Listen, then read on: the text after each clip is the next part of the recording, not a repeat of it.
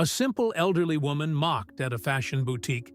Minutes later, her rich son shuts it down.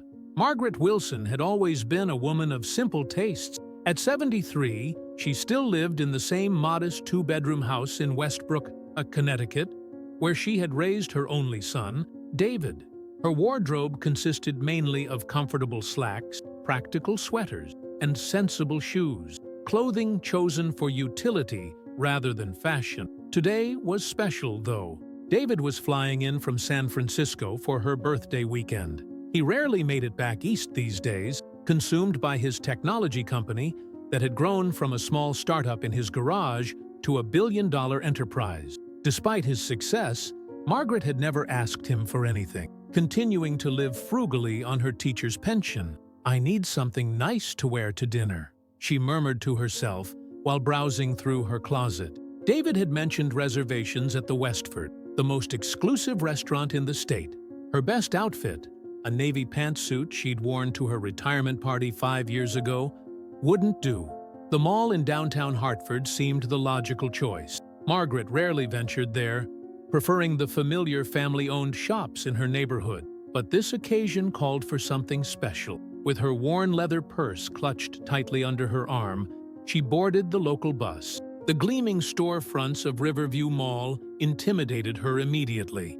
Young people with shopping bags from stores she'd never heard of brushed past her as she studied the directory. One name stood out, Ellington, which the sign described as Connecticut's premier boutique for discerning women. The boutique's interior was minimalist and bright.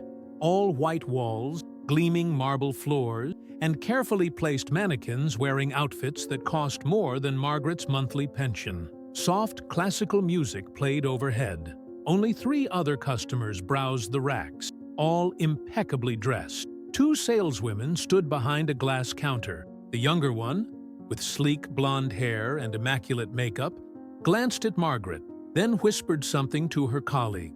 Both smiled in a way that made Margaret's cheeks burn. Gathering her courage, Margaret approached a rack of dresses. The price tags made her wince, but she reminded herself that this was for David.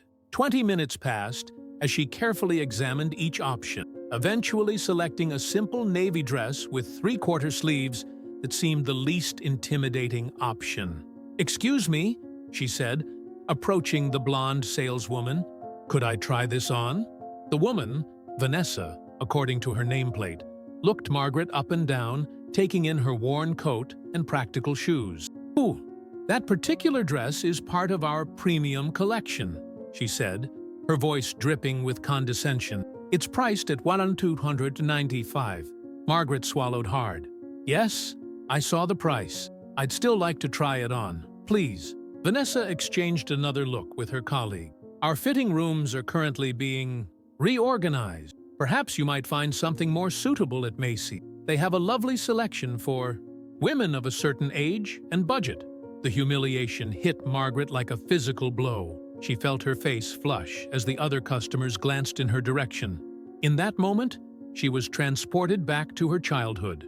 The poor girl from the wrong side of town, never quite fitting in. "I see," she said quietly, returning the dress to the rack with trembling hands. "Thank you for your time." As she turned to leave, she heard Vanessa murmur to the other saleswoman, "Can you imagine her in that dress? Like putting designer clothes on a scarecrow." Margaret held her head high as she walked out, but once outside, she slumped onto a bench, fighting tears. She fumbled for her old flip phone, another relic David was always trying to replace, and dialed his number. David Wilson stepped out of his private jet at Bradley International Airport, his mind still processing the quarterly projections his CFO had presented during the flight. At 45, he had built Wilson Tech into one of the most innovative companies in Silicon Valley. But success had come at a price. His mother's birthday weekend would be the first break he'd taken in months. "Car's waiting, Mr. Wilson," his assistant said, handing him his briefcase. "Thanks, Jen. Remember, emergency calls only this weekend." His phone buzzed just as he settled into the back of the black SUV. Seeing his mother's number, he smiled. "Hey, Mom, just landed. I'm about 30 minutes away." The unusual tremor in Margaret's voice immediately caught his attention, though she tried to sound casual as she asked if they could have dinner at home instead of going out. Years of high-stakes negotiations had taught David to recognize when something was wrong. Mom, what happened?" he pressed, his smile fading. "Oh, it's nothing, dear. Just feeling a bit tired." "Mom," a long pause. Then, "I tried to buy a nice dress for dinner. It didn't go well." Piece by piece, he extracted the story from her. With each detail, his jaw tightened. By the time she finished describing the saleswomen's behavior, the tech CEO, who was known for his calm demeanor, felt a rare surge of anger. "Which store was this?" he asked, his voice deceptively quiet. "It doesn't matter, David. Let's just enjoy our weekend." "Mom, which store?" "Ellington's," she finally admitted. "But please don't make a fuss. It's not important." David took a deep breath. "I'll be home soon, Mom. Love you." After ending the call, he immediately dialed his assistant. "See? Jen, I need you to pull up everything you can find on a store called Ellington's at Riverview Mall in Hartford. Ownership, financials, property lease, everything." While waiting for the information, David called a second number. "Michael, it's David. Remember that commercial property strategy we discussed? I need to accelerate the Connecticut acquisition today." By the time David arrived at his childhood home, he had a preliminary plan in place. Margaret answered the door in her apron, the smell of her famous pot roast filling the house. "You didn't need to cook, Mom," he said, embracing her. "Nonsense. It's your favorite." She pulled back, studying his face. "You've lost weight. Are you eating properly?" For the next few hours, David pushed aside thoughts of Ellington's, focusing instead on catching up with his mother. They ate dinner at the same kitchen table where he'd done his homework as a child, Margaret asking thoughtful questions about his work and life in California. It wasn't until after dinner, as they sat in the living room with cups of tea, that David brought up the incident. "I want to take you shopping tomorrow," he said casually. "I know a place where they'll treat you right." Margaret shook her head. "I've been thinking about it, and I was being silly. I don't need a fancy dress." "Mom, those women had no right to treat you that way. I'm an old woman in worn clothes. I don't look like their usual customers." "That doesn't matter," David insisted, leaning forward. "You taught kindergarten for 40 years. You raised me alone after Dad died. You put me through college by taking second jobs. You deserve respect regardless of what you're wearing or how much money you have in your purse." Margaret's eyes glistened. "Whoosh, when did my little boy become so wise?" "I had a good teacher," he replied, squeezing her hand. "Now, get some rest. Tomorrow's going to be interesting." After his mother went to bed, David spent hours on his laptop, making calls to associates despite the late hour. By 2 a.m., he had what he needed. He closed his computer with grim satisfaction. The next morning, Margaret woke to find David already dressed in one of his immaculate business suits. "Eat, that's awfully formal for Saturday breakfast," she remarked, pouring herself coffee. "I have a quick meeting first," he replied. "Then I'm all yours for the day. How about we head to the mall around 11? Margaret froze, coffee cup halfway to her lips. "David? No, I don't want to go back there. Trust me, Mom." He kissed her cheek. "Well, I promise it'll be different today." After David left, Margaret spent an hour debating what to wear, finally settling on her best slacks and a cardigan her son had sent her last Christmas. She even applied a touch of lipstick, something she rarely bothered with these days. When David returned, he seemed oddly energized, ready for our shopping trip. The drive to Riverview Mall was quiet, with Margaret growing increasingly anxious as they approached. David parked his rental car in front of the main entrance. "Wouldn't it be better to try a different store?" Margaret asked, as they walked through the gleaming corridors. "This one will be fine," David assured her, guiding her toward Ellington. The same soft classical music played inside, and the same saleswomen stood behind the counter. Vanessa was helping another customer, but glanced up as they entered. David whispered, "Is that her?" "The blonde." Margaret nodded slightly, already regretting coming back. "Good morning," David said pleasantly, approaching the second saleswoman whose nameplate read Miranda. My mother is looking for an evening dress, something elegant but comfortable. Miranda's eyes flicked between David in his obviously expensive suit and Margaret in her modest outfit. Professionalism won out. Of course, sir. We have several options that might work. What size do you need, ma'am? Before Margaret could answer, Vanessa finished with her customer and hurried over, clearly recognizing a potential high-commission sale in David's attire. Perhaps I can assist you instead. I'm Vanessa, our senior stylist. David's smile remained pleasant. Actually, we were just discussing options with Miranda. But since you're here, aren't you the one who helped my mother yesterday? Vanessa's expression faltered as she took a closer look at Margaret. Recognition dawned in her eyes, quickly followed by alarm. I believe you suggested Macy's might be more appropriate, David continued, his voice still cordial though his eyes had hardened. Interesting sales approach? Sir, there seems to be a misunderstanding. No misunderstanding. My mother came in to purchase a dress and was treated disrespectfully. Vanessa's face paled. I'm very sorry if there was any confusion. Not confusion, discrimination, rudeness, and from what I understand, some rather unkind comments after she left. A well-dressed older man emerged from a back office. Is everything all right here? Mr. Canton, Vanessa said, relief evident in her voice. This gentleman, David Wilson. David introduced himself, extending his hand. CEO of Wilson Tech. And you are James Canton, store manager. The men shook hands. How can I help you today, Mr. Wilson? I was just discussing with your staff how my mother was treated yesterday. Perhaps we could continue this conversation in your office. Canton's professional smile never wavered. Of course. This way, please. Mom, why don't you look around?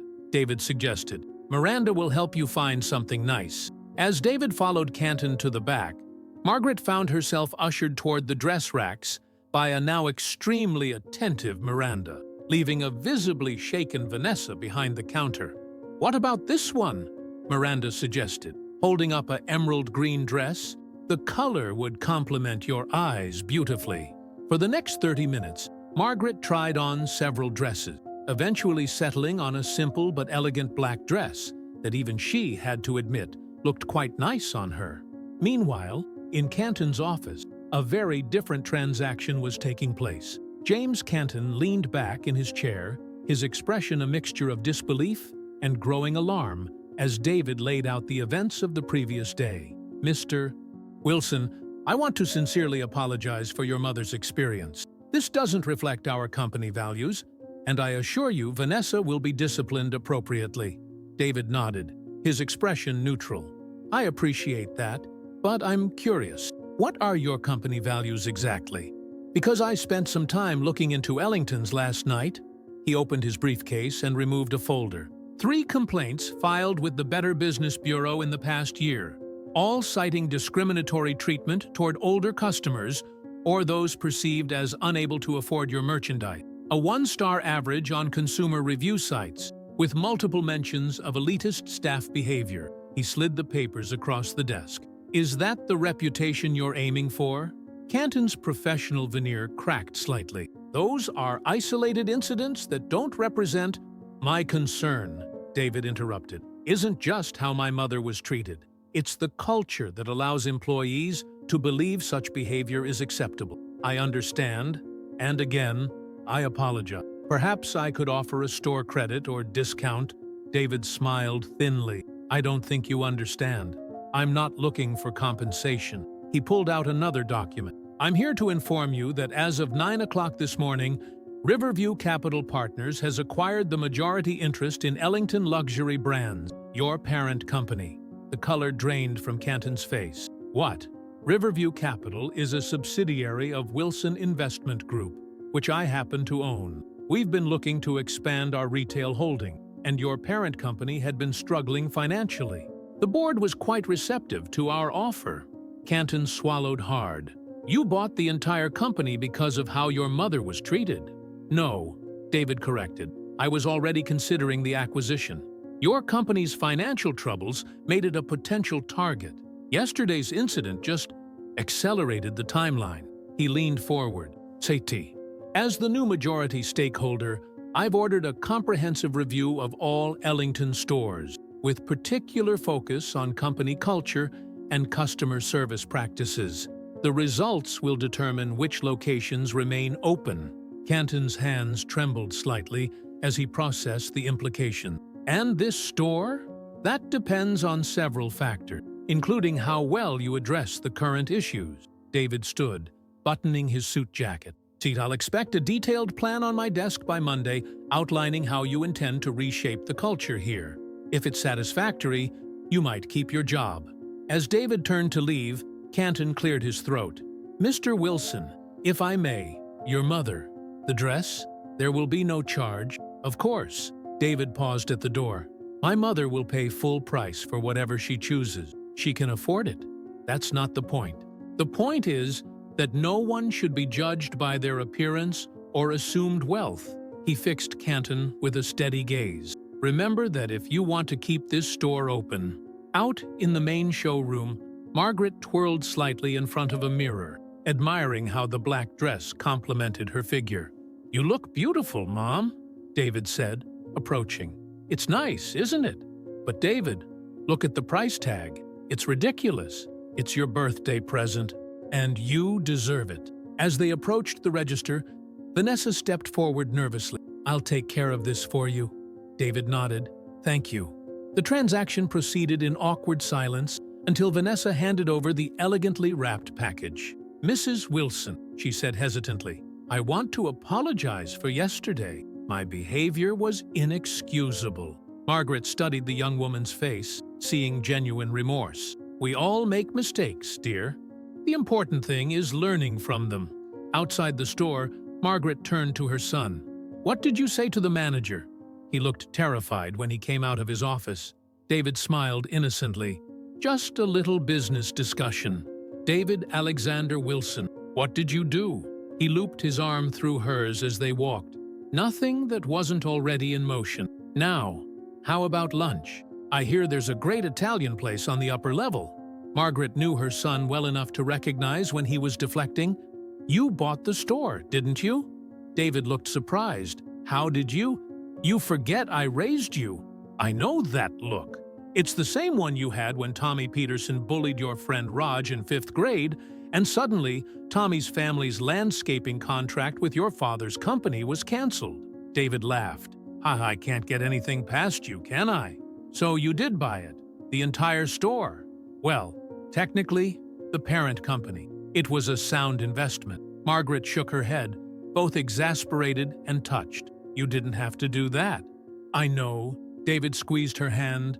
But some lessons are worth teaching, regardless of the cost. Monday morning arrived with a sense of inevitability. Margaret had enjoyed a wonderful birthday weekend with her son, dinner at home Friday, shopping and a movie on Saturday, and a leisurely brunch on Sunday before David had to return to California. She'd made him promise not to be too harsh with the Ellington staff, extracting a reluctant agreement that he would give them a chance to reform before making any drastic changes. Now, sitting in her quiet kitchen with her morning tea, Margaret couldn't stop thinking about Vanessa. The young woman's face had shown genuine remorse and something else, fear.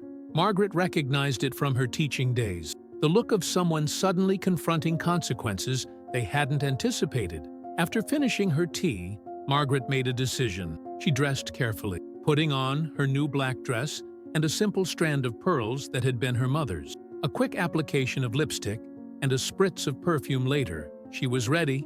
The bus ride to the mall felt different somehow.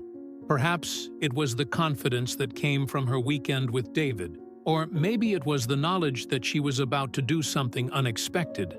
Either way, Margaret felt a sense of purpose as she walked through the mall entrance. Ellington's was quieter than it had been on Saturday. Only one customer browsed the racks, and both Vanessa and Miranda stood behind the counter, looking subdued. Mr. Canton was visible through his office window, talking intently on the phone. Margaret approached the counter with a straight back and steady gaze. Both saleswomen looked up, surprise registering on their faces. Mrs. Wilson, Miranda said, recovering first. How lovely to see you again. Is there something we can help you with today? Actually, Margaret replied, I was hoping to speak with Vanessa for a moment. Vanessa stepped forward hesitantly. Of course, Mrs. Wilson. Is there a problem with your dress? No, dear. The dress is perfect. I wondered if you might have time for a cup of coffee. In the cafe upstairs. The request clearly caught Vanessa off guard. She glanced toward Canton's office. I'm not sure if I can leave the floor. I'll cover for you, Miranda offered quickly. Mr. Canton won't mind. 10 minutes later, Margaret and Vanessa sat across from each other in the mall's upscale cafe. An awkward silence between them as their coffee was served. Mrs. Wilson, Vanessa finally said, I want to apologize again for how I treated you. There's no excuse for my behavior. Margaret studied the young woman. Up close, she looked younger than she had appeared in the store, probably mid-20s, not much older than Margaret's former kindergarten students would be now. I taught school for 40 years, Margaret said, stirring her coffee. Kindergarten, do you know what I learned in that time? Vanessa shook her head. That behavior always has a reason behind it. Even when children are at their worst, there's something driving it. The same is true for adults. She set her spoon down. So, I'm curious, what was driving your behavior the other day? The directness of the question seemed to unbalance Vanessa. She opened her mouth, then closed it, struggling for words. I'm not here to judge you, Margaret added gently. I'm genuinely curious. Vanessa stared down at her coffee. I've been having a difficult time personally. My boyfriend, ex-boyfriend now, left me last month for someone else. Someone younger, prettier, wealthier, everything I'm not. She looked up, her eyes glistening. That's not an excuse, but I've been angry, feeling inadequate. When you came in, I took it out on you. It was cruel and completely unprofessional. Margaret nodded. Thank you for your honesty. Am I going to lose my job? Vanessa asked quietly. That's not my decision, but I did make my son promise to give everyone at the store a chance to make things right. Your son is intimidating. Margaret laughed softly. David can be intense when he's protecting someone he loves, another trait he's had since childhood. She took a sip of her coffee. But he's also fair. Show him you've learned from this, and I suspect you'll be fine. Why are you being so kind to me? Vanessa asked, confusion evident in her voice. After how I treated you? Because holding on to hurt only creates more hurt, Margaret replied. And because I've lived long enough to know that people are rarely their worst moments. She reached across the table and patted Vanessa's hand. Besides, at my age, you learn to choose your battles carefully. This doesn't need to be one. They finished their coffee in a more comfortable silence. As they prepared to leave, Margaret had one more thing to say. Vanessa, my late husband used to say something I've always remembered. How you treat the person who can do nothing for you reveals everything about your character. It served me well in teaching, and I think it might serve you well in life. Vanessa nodded, wiping a tear from her cheek. I won't forget that. Mrs. Wilson, or your kindness today. As they walked back toward Ellington's, Vanessa asked hesitantly, would it be all right if I called you sometime? Maybe we could have coffee again. Margaret smiled. I'd like that very much. 3 months later, David's private jet touched down at Bradley International once again. This visit wasn't planned. An unexpected business opportunity had brought him to the East Coast, and he couldn't be this close without seeing his mother. As his car pulled up to the familiar house in Westbrook, he was surprised to see another vehicle in the driveway, a small, sensible sedan he didn't recognize. More surprising still was the sound of laughter coming from inside the house. Margaret opened the door before he could knock, her face lighting up. David! What a wonderful surprise! She embraced him warmly. Thought I'd drop in since I was on this side of the country, he explained, following her inside. Do you have company? Yes, come meet my friend. We were just having tea. In the living room, a young blonde woman rose from the couch. David stopped short, recognition dawning. You remember Vanessa from Ellington's? Margaret said casually. Of course, David replied, extending his hand automatically. while trying to process this unexpected scene. "Nice to see you again." "You too, Mr. Wilson," Vanessa replied, clearly nervous but holding her ground. "Vanessa brings me lunch every Monday," Margaret explained. "We've become quite good friends." David raised an eyebrow. "Have you?" "Yes," his mother continued, seemingly oblivious to his confusion. "After you left, I went back to the store and invited her for coffee.